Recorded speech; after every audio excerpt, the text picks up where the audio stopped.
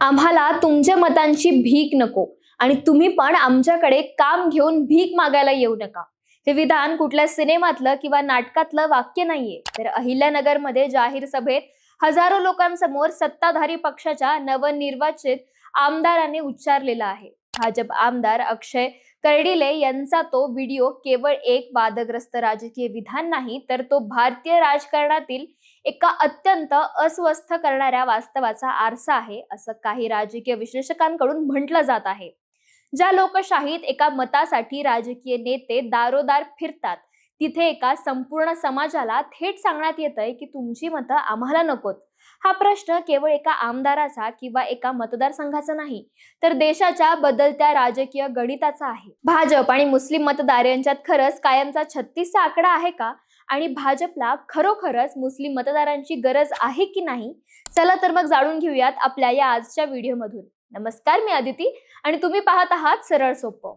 अहिल्यानगर मधील धीरज परदेशी यांच्या हत्येच्या घटनेनंतर समोर आलेलं हे वक्तव्य एका मोठ्या मालिकेचा भाग आहे. महाराष्ट्रापासून ते थेट ईशान्य भारतातील आसामपर्यंत अशाच आक्रमक विधानांचा एक स्पष्ट राजकीय पॅटर्न दिसून येतो. महाराष्ट्रात नितेश राणे यांनी सकल हिंदू समाजाच्या व्यासपीठांवरून अनेकदा थेट भूमिका घेत इशारा दिला होता की कामासाठी आमच्या दारात येऊ नका. आसामचे मुख्यमंत्री हिमंता बिस्वा शर्मा यांनी जाहीरपणे सांगितलं होतं, आम्हाला मिया मुस्लिमांची मतं नको आहेत. जोपर्यंत ते स्वतःमध्ये सुधारणा करत नाहीत तोपर्यंत त्यांच्या मतांशिवाय आम्ही निवडणूक जिंकू. कर्नाटकमध्ये भाजपचे ज्येष्ठ नेते के.एस. ईश्वरप्पा यांनी थेट विधान केलं होतं की आम्हाला मुस्लिम मतं मिळाली नाही तरी चालतील, आम्ही तिकीटही देणार नाही. तर उत्तर प्रदेशात माजी केंद्रीय मंत्री मनेका गांधी यांनी सुलतानपूरमध्ये गावांची वर्गवारी ABCD अशी मतांच्या टक्केवारीवर करून वाद निर्माण केला होता. अगदी 2024च्या लोकसभा निवडणुकीनंतर महाराष्ट्राचे उपमुख्यमंत्री देवेंद्र फडणवीस यांनीही धुळे आणि मालेगाव मतदारसंघाचा दाखला देत वोट जिहादचा उल्लेख केला आणि त्या विरोधात मतांचे धर्मयुद्ध लढावे लागेल अशी जाहीर भूमिका घेतली. एक है तो सेफ है, बटेगा तो कटेगा अशा विधानांमुळे गल्लीपासून दिल्लीपर्यंत हा केवळ वैयक्तिक राग नसून एक सुस्पष्ट विचारसरणीचा भाग भासतो. या राजकीय रणनीती मागे प्रामुख्याने 3 मोठी कारणे दिसून येतात. पहिले कारण म्हणजे बहुसंख्य मतदारांचे ध्रुवीकरण. पारंपरिक राजकारणात प्रादेशिक आणि राष्ट्रीय पक्ष अल्पसंख्याक मतांना आकर्षित करण्याचा प्रयत्न करत असत. या समीकरणाला छेद देत बहुसंख्य मतांचे एकत्रीकरण करणे, ज्यामुळे मतविभागणी टाळून मोठा विजय मिळवता येतो, ही रणनीती प्रभावी ठरली गेली.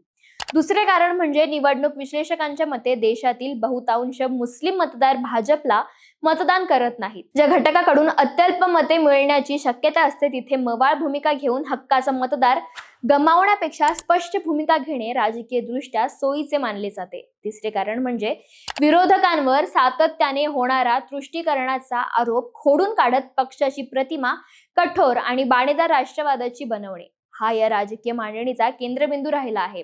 परंतु याच राजकारणात एक मोठा विरोधाभास उघडपणे दिसतो. एका बाजूला स्थानिक नेते आणि आमदार जाहीर सभांमध्ये आक्रमक भूमिका घेतात, तर दुसऱ्याच बाजूला पंतप्रधान नरेंद्र मोदी पक्षाच्या राष्ट्रीय बैठकांमध्ये पसमांदा म्हणजेच मागास मुस्लिमांपर्यंत पोहोचण्याचे आणि त्यांच्याशी संवाद साधण्याचे आवाहन करतात. शासकीय कल्याणकारी योजनांचा विचार केला तर पंतप्रधान आवास योजना, उज्ज्वला योजना किंवा मोफत अन्नधान्य वितरण यामागे कोणताही धार्मिक भेदभाव न ठेवता सर्वसामान्य नागरिकांना समान लाभ दिला जातो. त्यामुळे कल्याणकारी योजनांमध्ये सर्वांचा विकास आणि निवडणुकीच्या मंचावर मतांचा बहिष्कार हा विरोधाभास राजकीय रणनीतीचा दुहेरी चेहरा आहे की अंतर्गत मतभेद, असा प्रश्न राजकीय वर्तुळात विचारला जातो.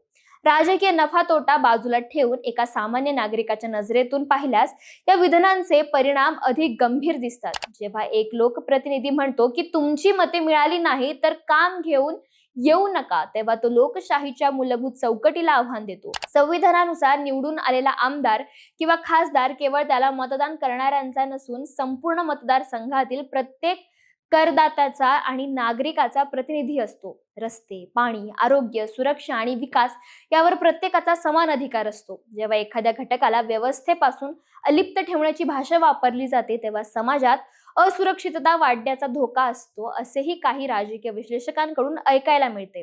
शेवटी राजकारण आकड्यांवर चालत असलं तरी देश संविधानावर आणि सह अस्तित्वावर चालतो. तात्पुरत्या राजकीय समीकरणांसाठी मतांचे ध्रुवीकरण करणे फायद्याचे ठरत असले तरी सुद्धा लोकशाहीत एका मोठ्या घटकाला मुख्य प्रवाहापासून दूर ठेवणे सामाजिक अखंडतेसाठी कितपत योग्य ठरेल हा खरा प्रश्न आहे. एका लोकप्रतिनिधीने असा पवित्रा घेणे ही राजकीय रणनीती आहे की लोकशाही तत्वांना लागलेला धक्का हा आजचा सर्वात मोठा आणि अंतर्मुख करणारा प्रश्न आहे. तुम्हाला याबद्दल काय वाटतं?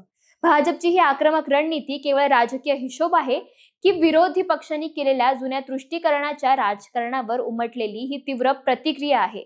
तुमचं मत काय आहे आम्हाला कमेंट्समध्ये नक्की कळवा. आणि अशाच माहितीपूर्ण व्हिडिओसाठी सरळ सोप्पाला फॉलो आणि सबस्क्राईब करायला विसरू नका.